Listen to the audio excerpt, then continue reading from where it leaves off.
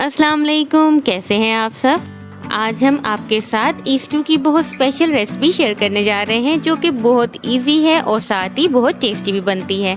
आप इसे मटन से, चिकन से और बीफ से बना सकते हैं। हम इसे बीफ से बना रहे हैं तो आप इसको बीफ स्टू भी कह सकते हैं।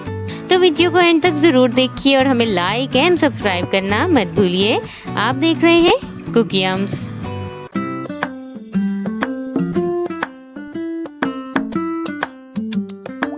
बीफ स्टू बनाने के लिए इंग्रेडिएंट्स नोट कर लीजिए। हमने यहाँ लिया रान का गोश्त तकरीबन 1.5 किलो। उसको आप इस तरह कट कर लेंगे। ये देख लीजिए इस शेप में।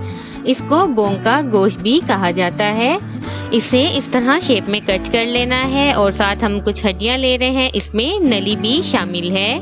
और हम लेंगे यहाँ पर प्याज तकरीबन 5 दरमियाने, जिसको हम कट कर लेंगे। और हम लेंगे एक पूरा लहसुन और अदरक लेंगे। अदरक का पीस देख लीजिए, हाफ अभी हम पेस्ट बना के ऐड करेंगे और हाफ हम गार्निश के लिए रखेंगे। और साथ ही हम ले रहे हैं यहाँ पर 1 बे लीफ यानी तेजपात लीफ, दो बड़ी इलायचियाँ और 2 पीसेस दालचीनी के। साथ ही हम ले रहे हैं सूखा धनिया पाउडर और सफ़ेद मिर्च पाउडर तकरीबन 1.5 टीस्पून हमने ईच लिया है। और हम ले रहे हैं नमक हस्बे जायका और 1 लीटर पानी। साथ ही हम ले रहे हैं गोल लाल मिर्चें तकरीबन 8 से 10 ले लीजिए। और हम ले रहे हैं यहाँ पर दही हम 1.5 पाव ले रहे हैं। चलिए अब बनाते हैं। हमने एक देगचा लिया, कोई भी कुकिंग पॉट ले लीजिए। बस कोशिश कीजिए कि वो थोड़ा बड़ा हो, क्योंकि इसमें आपने भूनना भी होता है, तो आप कोशिश कीजिए कि वो साइज में काफ़ी बड़ा हो। ये देख लीजिए, अब हमने प्याज कट किया हुआ था वो भी ऐड कर दिया, लहसुन भी हमने इसमें ऐड कर दिया। और हम इसमें सफ़ेद मिर्च पाउडर, ये मसाले जो थे वो ऐड कर दिए हैं और धनिया पाउडर भी ऐड कर दिया है। अभी हमने गोल लाल मिर्च और दही इसमें ऐड नहीं किया। अब हम इसमें पानी ऐड करेंगे। नमक हस्बे जायका आप यूज़ कर सकते हैं। अभी इसमें हम सफ़ेद मिर्च ऐड कर रहे हैं क्योंकि इसकी लुक थोड़ी वाइटिश सी होती है। सफ़ेद मिर्च आई साइड के लिए भी बहुत बेहतरीन होती है। अब देखिए हम इसमें पानी ऐड कर रहे हैं। हमने फ्लेम को लो टू मीडियम रखना है और इसको हम 40 मिनट्स के लिए कवर अप करके रख देंगे ताकि ये पक जाए। और आपको फिर दिखा देंगे कि आफ्टर 40 मिनट्स ये देख लीजिए प्याज में इसमें घुल चुका है, क्योंकि हमने प्याज काफ़ी नाइसली चॉप करके इसमें ऐड किया था, इसलिए ये काफ़ी घुल चुका है। और इसका देखिए कितना प्यारा कलर आ रहा है। इसका थोड़ा वाइटिश कलर होता है। हमने इसमें हल्दी भी ऐड नहीं की, लाल मिर्च ऐड नहीं की। इसमें बहुत कम इंग्रेडिएंट्स यूज़ होते हैं, लेकिन ये बहुत टेस्टी बनता है और इसका टेस्ट बिल्कुल डिफरेंट होता है बाकी डिशेस से। इसको ज़रूर ट्राई कीजिए।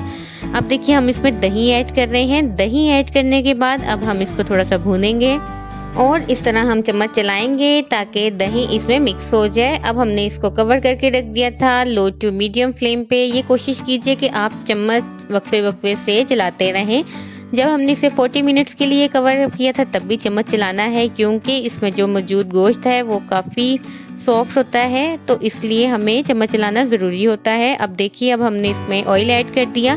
ये एक हाई कैलोरी डिश है, इसलिए हम इसमें ऑयल कम ऐड कर रहे हैं, क्योंकि अगर हम इसमें ऑयल ज़्यादा ऐड कर देंगे तो ये मज़ीद कैलोरीज इसकी बढ़ जाएंगी। और अब हमने इसमें तकरीबन 100 to 150 ml ऑयल ऐड किया था। अब हम इसमें साबुत गोल मिर्चें जो होती हैं, रेड चिलीज़, वो ऐड कर रहे हैं। रेड चिलीज़ ऐड करने के बाद इसकी लुक बहुत अच्छी आ जाती है और रेड चिलीज़ की अपनी ही एक खुशबू और टेस्ट होता है, जो कि इसमें शामिल होने के बाद इसका टेस्ट बढ़ा देती है। इसमें जो चीज़ें ऐड की हैं वो हेल्थ के हिसाब से बहुत अच्छी हैं। और अब देखिए हमने इसको तकरीबन 4 to 5 मिनट्स पकाया और अब हम इसमें अदरक ऐड कर रहे हैं। आपको स्टार्ट में दिखाया था अदरक हाफ हमने इसमें ऐड कर दिया है और हाफ हम गार्निश करेंगे। हमने इसका पेस्ट बनाया और इस तरह हमने इसको ऐड कर दिया है। अदरक ज़्यादातर खानों में एंड में ही ऐड किया जाता है, क्योंकि अगर आप जल्दी ऐड कर देंगे तो हांडी के जलने का इम्कान ज़्यादा होता है। अब हम इसको रख देंगे। इसमें थोड़ा सा पानी ऐड कर देंगे। पानी हमने 1 ग्लास ऐड किया है ताकि इसकी ग्रेवी बन जाए। और क्योंकि हमने इसमें ऑयल भी ऐड कर दिया है, अब हम इसको तब तक पकाएंगे तकरीबन लो टू मीडियम फ्लेम पे जब तक कि ऑयल सेपरेट ना हो जाए। और साथ ही ये गार्निश के लिए चीज़ें भी हमने आपको दिखा दी हैं। हम गोश्त को वक्फे से हिलाते रहेंगे, यानी चम्मच चलाते रहेंगे उसमें, ताकि वो जले नहीं।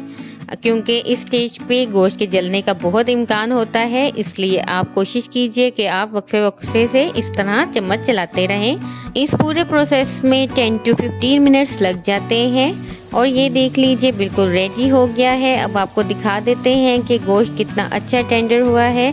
आपको एक ये देख लीजिए, आपको चेक करवा देते हैं कि ये कितना सॉफ्ट हो गया है और ये बहुत ही टेस्टी बनता है। इसका कलर देखिए कितना अच्छा आया है और ये बिल्कुल रेडी हो गया है। अब हम इसको डिश आउट करेंगे और साथ ही गार्निश भी करेंगे। यहाँ आपको एक बात बताते चलें कि अगर आपका गोश्त नहीं पका तो आप उसको लो फ्लेम पे अगेन रख सकते हैं, थोड़ा सा पानी ऐड करके, बट इतने टाइम में अमूमन गोश्त पक जाता है। तो कैसी लगी आपको आज की रेसिपी ज़रूर बताइए और इसे अपने फ्रेंड्स एंड फैमिली के साथ शेयर करना मत भूलिए।